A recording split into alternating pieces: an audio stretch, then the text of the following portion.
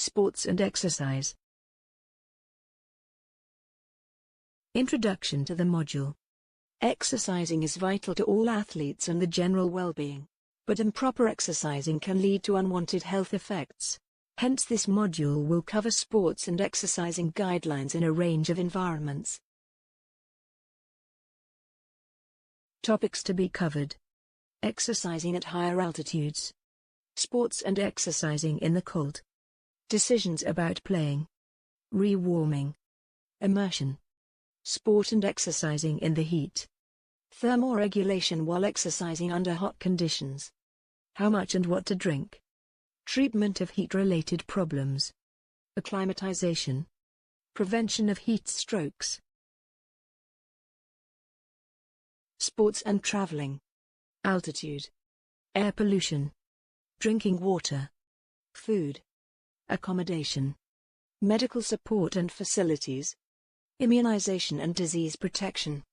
Exercise physiology, circulatory and respiratory systems. Respiration in exercise.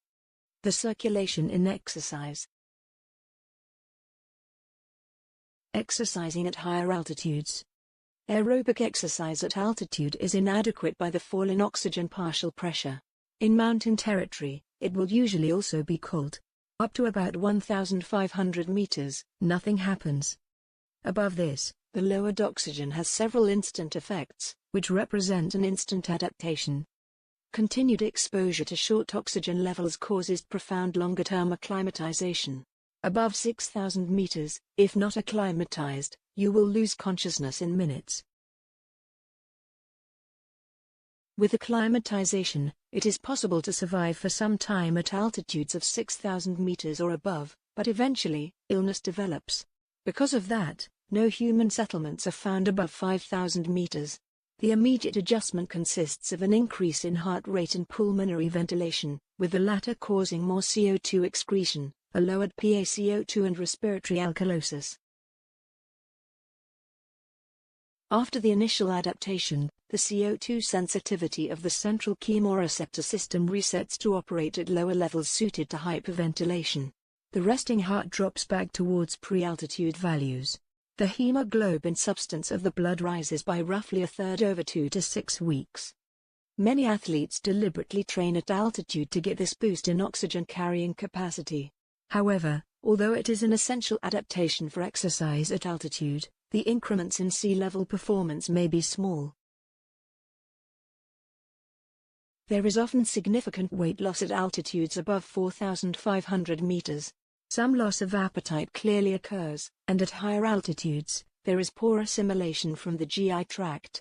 Maintaining an adequate energy intake, therefore, requires some attention. It is also essential to have a plethora of iron to support the hemoglobin synthesis during acclimatization. Sports and exercising in the cold. Exercise in the cold is perfectly safe and enjoyable as long as clothing, equipment and training are suitable. Witness the many people who enjoy skiing holidays every year. Essential clothing advice is to wear plenty of it in multiple layers.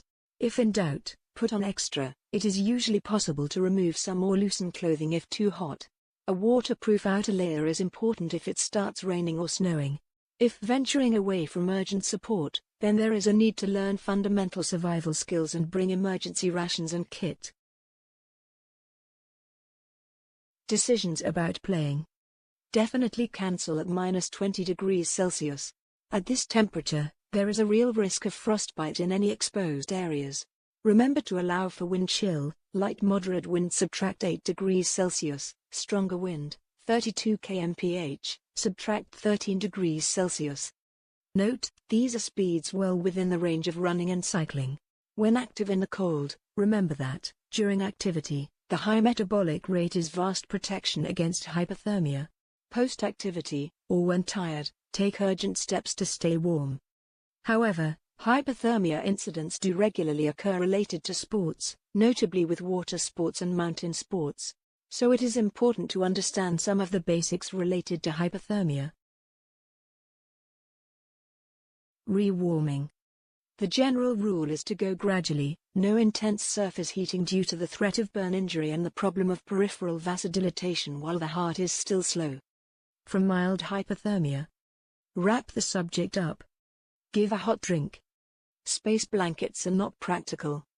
Can be immersed in a hot bath, but it is advisable to keep legs and arms elevated to maximize venous return. From moderate or severe hypothermia. Passive rewarming is generally best, leaving the subject to warm up from their own metabolic heat slowly. If in hospital ICU, then internal rewarming from extracorporeal blood shunt or other methods can be attempted. For very severe hypothermia, this may be necessary as the metabolism is too low. Remember, however, this practice needs a lot of care. Warming breathed air is thought to help.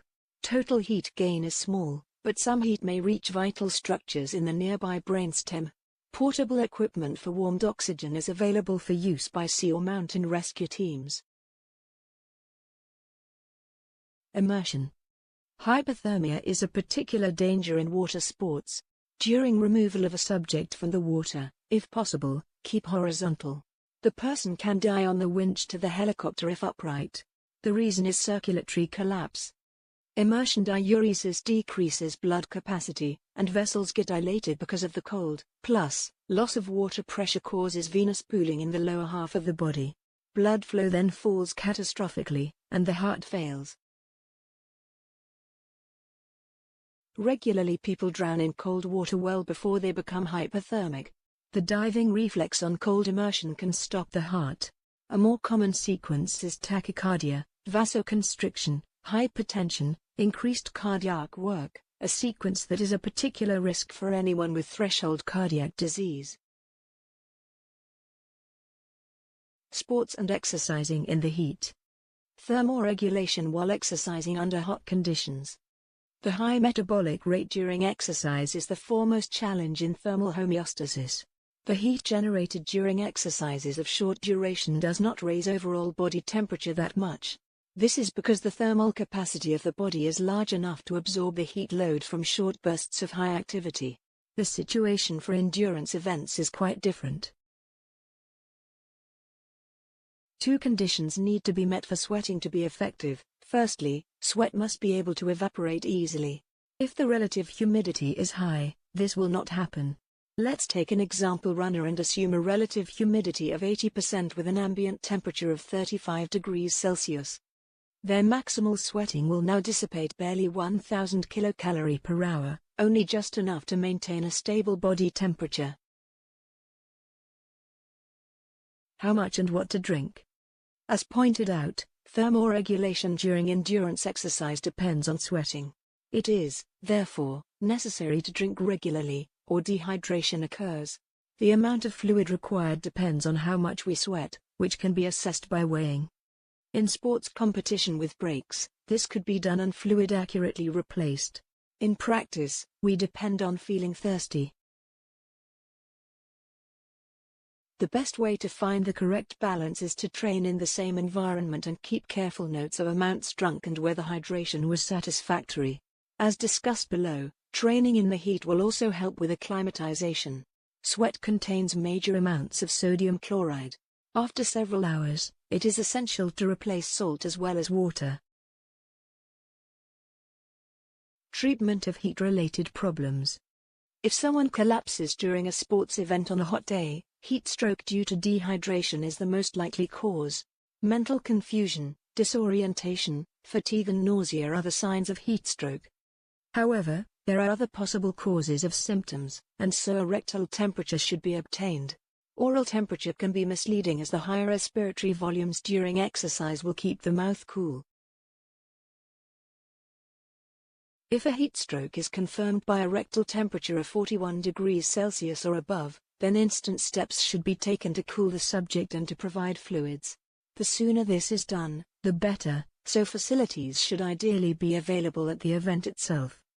However, cooling can be achieved by immersion in cold water, which may be less effective than expected due to peripheral vasoconstriction. Cold packs over major vessels may be useful. If treated on time, most cases of heat stroke can be solved without complications. Acclimatization. Heat acclimatization is vital if planning to compete in hot weather. It is surprisingly straightforward to achieve. Exercise sessions of 40 to 100 minutes duration in a hot room and at an intensity sufficient to cause lots of sweating will be enough to trigger valuable adaptations. Prevention of heat strokes. The critical matters in prevention have already been mentioned. The first is to drink an adequate amount of water, also include some electrolyte in the drinks. The second is to prepare for the event by training in the heat enough to get heat acclimatized. There may also be days when endurance events or strenuous training cannot be done outdoors. Sports and traveling. The medical team must plan well before traveling, addressing specific factors such as region or country to be visited, climate conditions. Variations of temperature and humidity will influence how early before the competition the team should arrive at the location, the choice of clothing, fluid intake, and provision for skin protection factors. Air conditioning must be obtainable, also, adequate protection must be taken during training and competition. Altitude. If competition takes place in high altitudes, then pre-departure altitude training or a longer acclimatization period is necessary so the athlete's body will adjust to lower oxygen pressures. Air pollution. Air pollution is usually present in many industrial cities, which causes bronchoconstriction and conjunctivitis. Desensitizing nasal sprays and bronchodilators may be needed even in athletes who have never experienced symptoms before. Drinking water. The quality of the local water should always be checked. Otherwise, it can cause gastrointestinal upsets.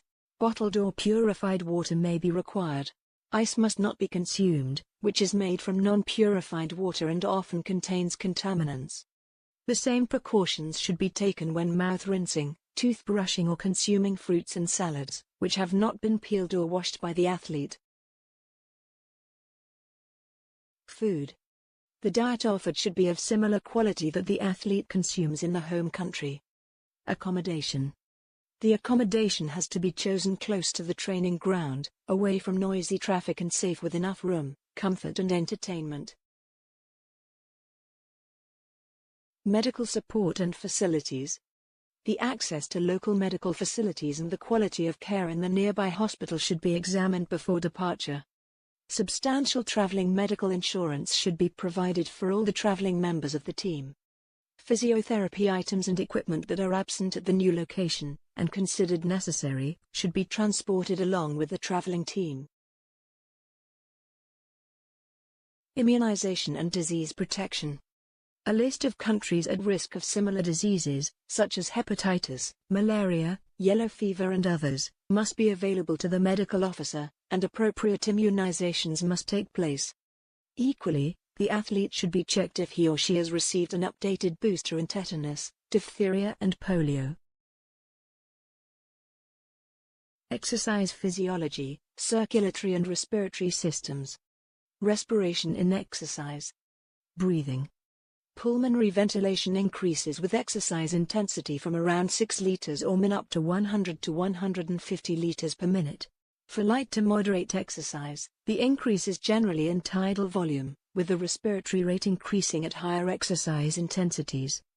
The relation with oxygen consumption is linear for light to moderate exercise, with 20 to 25 liters needing to be breathed to extract each liter of oxygen. Control of breathing. During exercise, pulmonary ventilation reaches levels far above anything that can be achieved by administering high CO2 and low O2 gas mixtures. This observation immediately indicates that the standard control provides only part of the story during exercise. It appears that neural feedback from the muscles themselves plays some part. Gas exchange and transport. Gas exchange at the lungs works well during respiration. Carbon dioxide has high lipid solubility, crosses readily from circulation to alveolar air. Oxygen crosses sufficiently rapidly to maintain complete arterial saturation except in some highly trained athletes with high oxygen consumption, where a modest degree of oxygen desaturation has been observed. The circulation in exercise. The heart. Cardiac output increases from its resting value of around 5 liters per minute to as much as 30 liters per minute in a trained athlete. The increase is nicely linear with oxygen consumption, as this increases from about 0.25 liters per minute to 5 liters per minute. Cardiac output is the product of heart rate and stroke volume, and both increase during exercise. Muscle and non-muscle peripheral vasculature. In the periphery, massive vasodilatation occurs in the active muscles. Partial compensation occurs with vasoconstriction in the viscera.